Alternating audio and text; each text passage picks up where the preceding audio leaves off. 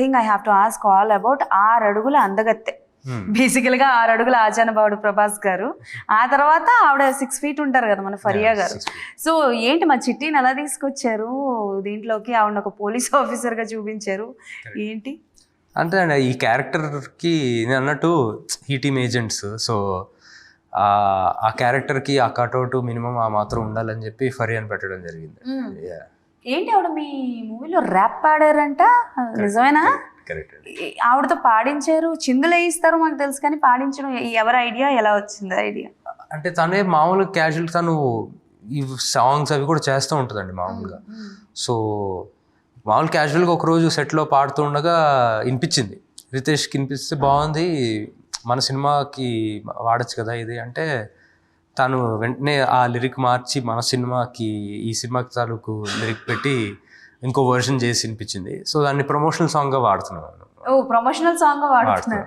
Okay, so is there any action sequences ఏమైనా ఉన్నాయా ఫరియా గారితో?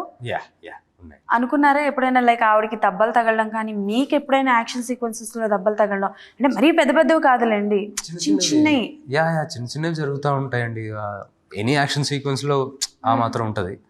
బట్ లక్కీలీ టచ్ వుడ్ ఇప్పటివరకు a big thing nothing happened. Which one is very tough for you during the shooting? మత్తు వదిలారాలో ఏది చాలా కష్టం అనిపించింది, ఇప్పటి వరకు చేయింది నేను చేశాను అనుకున్నది? ఇప్పటి వరకు అంటే ఇంత యాక్షన్ ఎప్పుడు చేయలేదండి. మత్తు వదిల 2లో ఉన్నంత యాక్షన్ సీక్వెన్సెస్, చేజెస్ ఇవన్నీ ఉన్నాయి, కానీ యాక్చువల్ యాక్షన్ సీక్వెన్సెస్ ఇందులో ఎక్కువ ఉన్నాయి. సో అంటే నా కెరియర్ నాకు అది ఎక్కువ ఉన్నాయి. సో అది కొత్తగా అనిపించింది. అండ్ కష్టం ఏమో అనిపించలేదండి, బికాజ్ అన్నిటికీ ముందు మేము వర్క్షాప్స్ రిహర్సల్స్ అవన్నీ చేసాం. సో షూటింగ్ వచ్చేసరికి ఫాస్ట్గానే అయిపోయింది. Okay then. So it's a రిలీజ్గా జమానా మనందరికీ తెలుసు. సో మీరు యమదొంగలో చేశారు కదా? కదా? Okay done. సో అంటే లైక్ ఇప్పుడు రిలీజెస్ అవుతుంది కదా, ఎప్పుడైనా అనుకున్నారా యమదొంగ రిలీజ్ అయితే బాగుండు అని చెప్పేసి? థాట్ రాలేదు. బట్ అయితే మాత్రం డెఫినెట్గా చూస్తాను. You're enjoying. మళ్ళీ ఎప్పుడైనా తారక్ గారిని కలిసారా అంటే లైక్ డ్యూరింగ్ మీ మూవీ ప్రమోషన్స్, మీ మూవీ ప్రమోషన్స్ లో కానీ? ఈ మధ్య లేదండి. ఓకే, అసలు any memorable moment with Tarak garu? Lots of అండి. He is always so supportive. ఎప్పుడు ఏదైనా అడిగినా మాకు ఆయన ఫస్ట్ పార్ట్, మా మత్తు వదిలిన ఫస్ట్ పార్ట్ యాక్చువల్గా అనౌన్స్ ఫస్ట్ చేసిందే ఆయన. అవును, ఆయన మాకు ఫస్ట్ లుక్ పోస్టర్ రిలీజ్ చేశారు.